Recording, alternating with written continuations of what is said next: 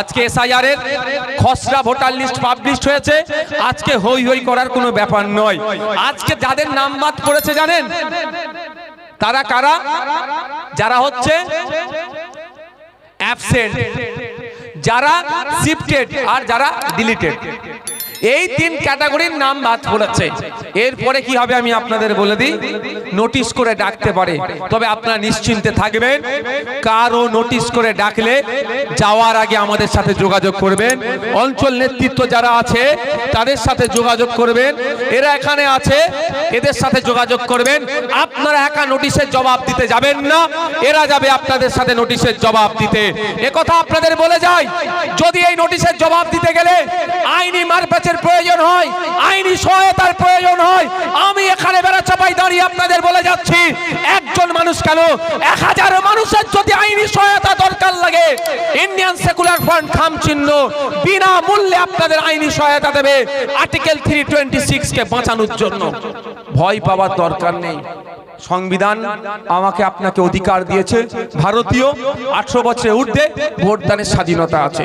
এবার মাস্টার মশাই যদি আমার স্বাধীনতা কেড়ে নেয়, তাহলে মাস্টার মশাইয়ের বিরুদ্ধে আইনত ব্যবস্থা নিতে হবে কি হবে না? নেবে কে? ভাইজান নেবে কে? আপনাদের বড় ভাইজানের নামটা একটু বলুন তো, জোরে বলুন, ওই মাথা থেকে একদম ওই শেষ থেকে জোরে বলুন, বড় ভাইজানের নামটা কি?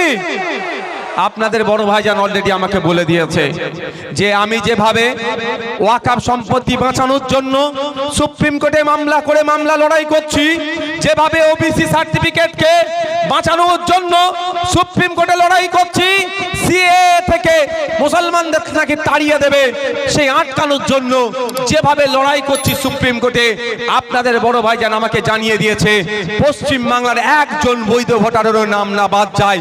যদি কোনো বৈধ ভোটারের নাম বাদ যায়, তার পাশে কেউ দাঁড়াক আর নাই দাঁড়াক রাজ্যের মানুষ, তার পাশে খামচিহ্ন দাঁড়াবে, নওশাদ সিদ্দিকী দাঁড়াবে। আপনাদের কথা দিয়ে যাচ্ছি।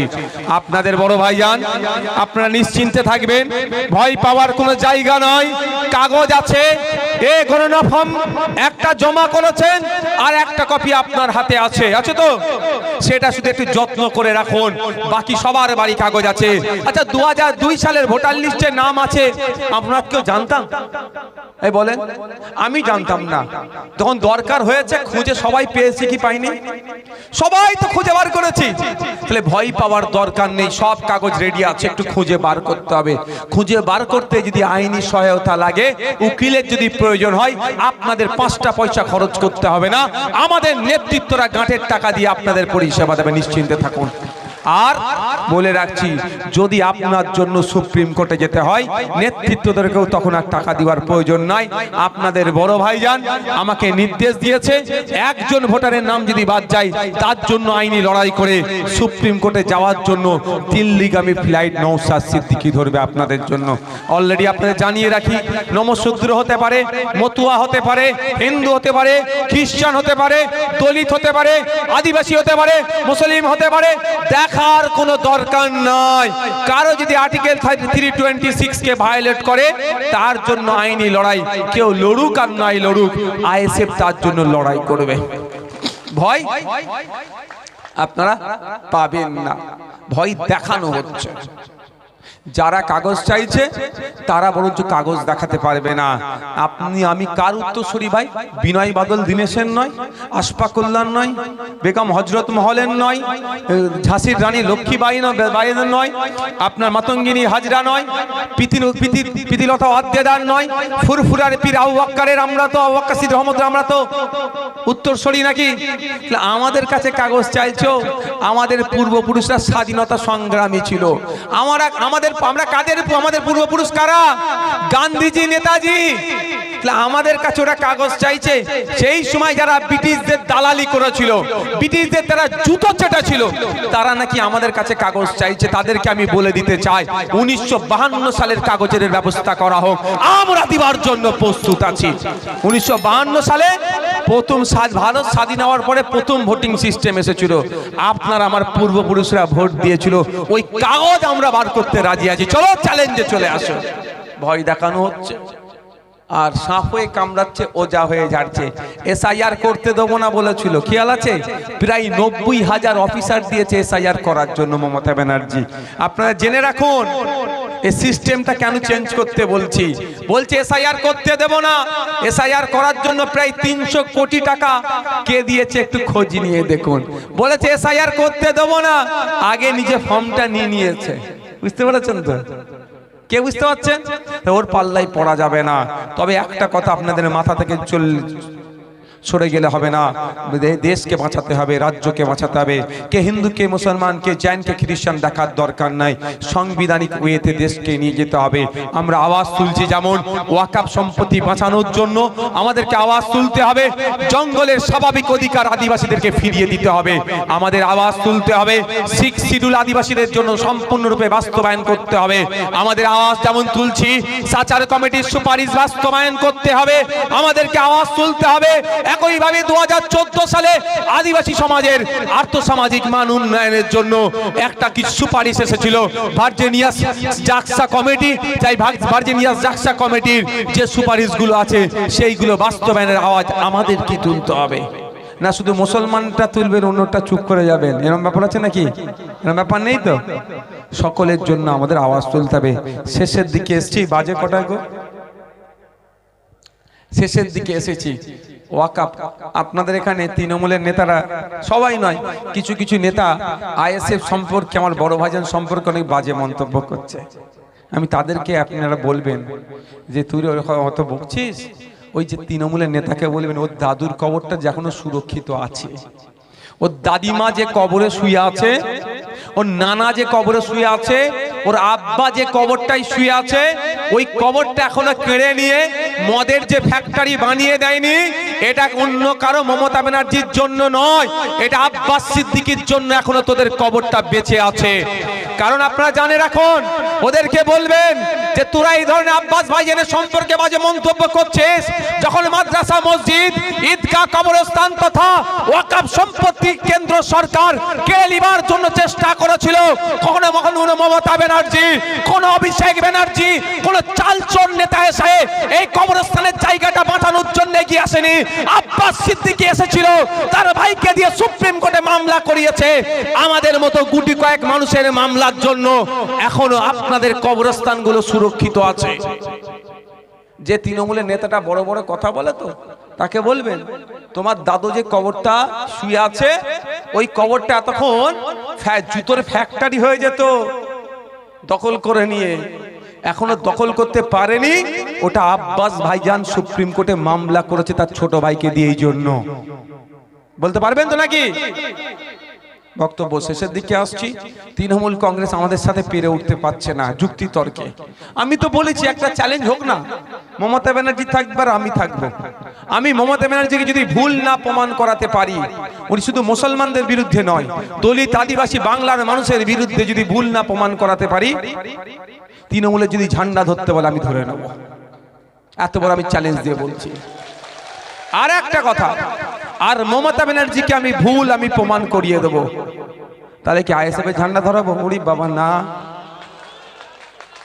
বলবো অনেক হয়েছে। 14টা বছর ধরে বাংলার মানুষকে আপনি নাজেহাল করে রেখেছেন, বাংলার মানুষকে আপনি ধ্বংস করে দিয়েছেন। এবার একটু অব্যাহতি নিন মা আমার, আপনি হেরে গেছেন, এবার একটু অব্যাহতি নিন।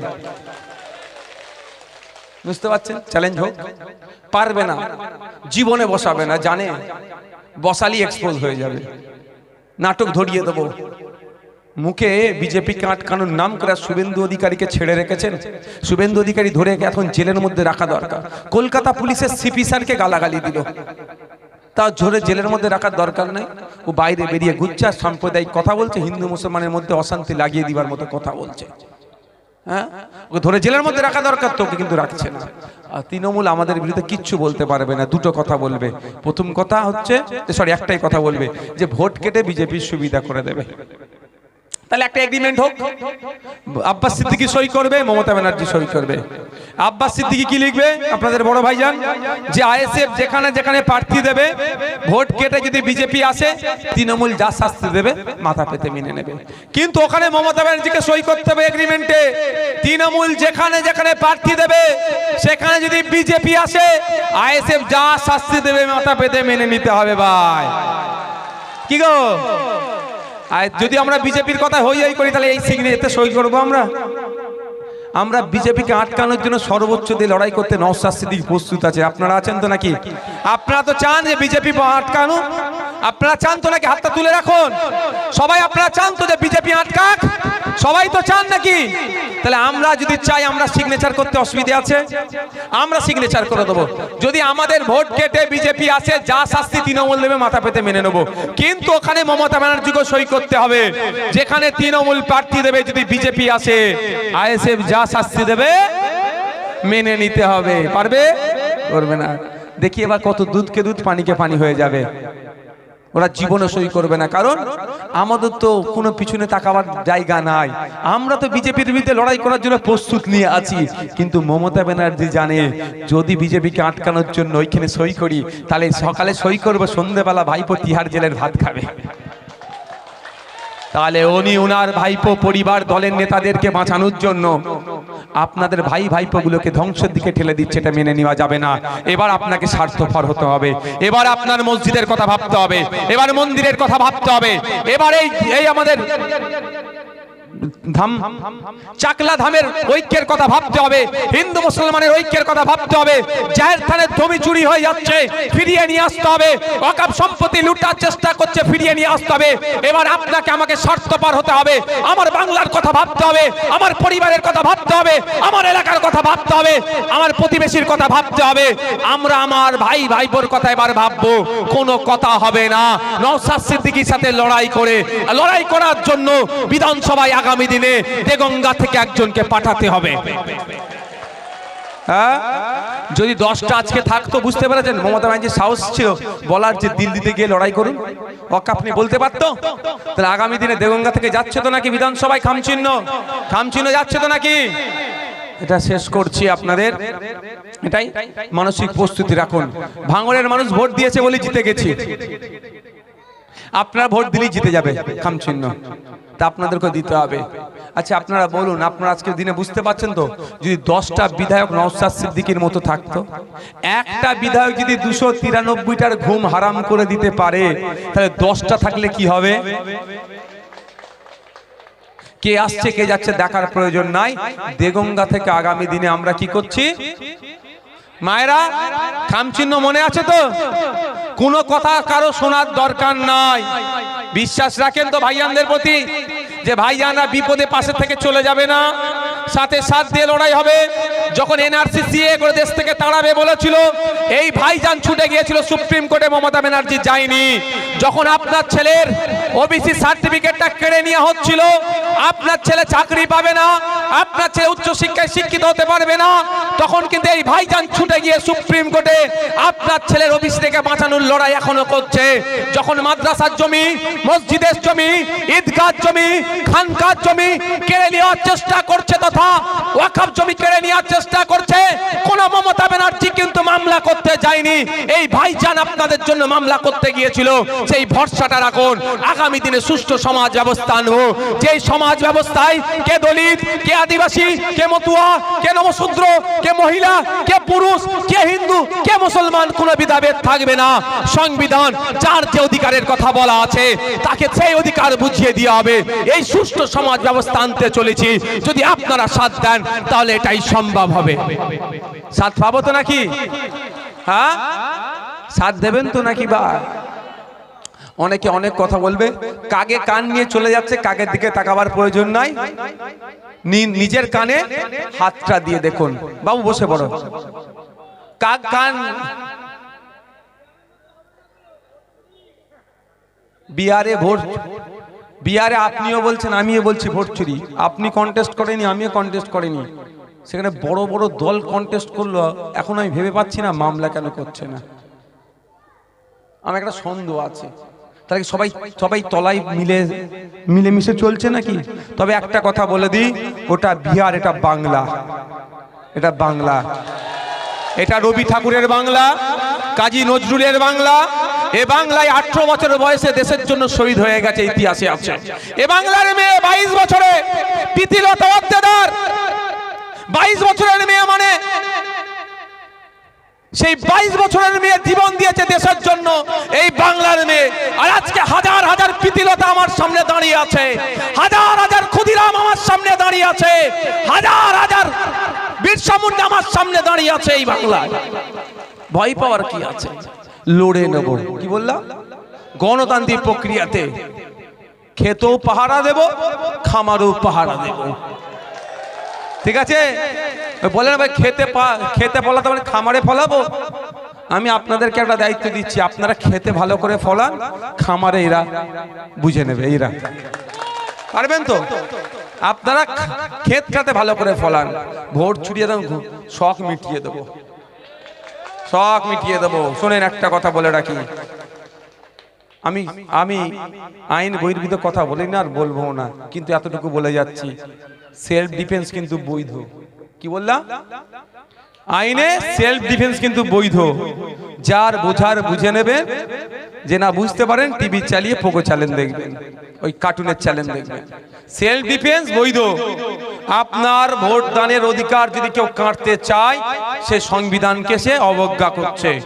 আপনার ভোট যদি ইপিট উপিট করিয়ে দিবার চেষ্টা করে, সে সংবিধান বিরোধী কাজ করছে। সংবিধান বিরোধী কাজ করা মানে সে দেশদ্রোহী। দেশদ্রোহীর সাথে কি আচরণ করতে হয় আর বলতে লাগবে? এই যে দেশদ্রোহী, তার সাথে কি আচরণ হবে? নিশ্চিতভাবে তাকে গোলাপ ফুল দেওয়া হবে না। সে আপনারা বলে দেন না, মনে মনে সেট করলেন, ওটা আমি গ্যাপটা রেখে দিলাম, মনে সেট করলেন যে দেশদ্রোহী সংবিধান বিরোধী কাজ করবে তাকে জবাব দেওয়া হবে। তাই আগামী প্রস্তুত আমরা নিয়ে নিচ্ছি। তবে এটা মাইন্ড থেকে না ভুলে যায়, মাদ্রাসা, মসজিদ, কবরস্থান, ঈদগাহ যখন কেড়ে নিতে চেয়েছিল, সেই সময় যখন আমরা রাস্তায় নেমেছিলাম, আমাদের নামে মিথ্যা মামলা দিয়েছে। আর ওই প্যাটিস বিক্রেতাকে রাত্রে ধরেছে, সকালে জামিন দিয়ে দিয়েছে মমতা ব্যানার্জির পুলিশ। মমতা ব্যানার্জির নির্দেশ হয়, পুলিশের কিছু করার ক্ষমতা নেই।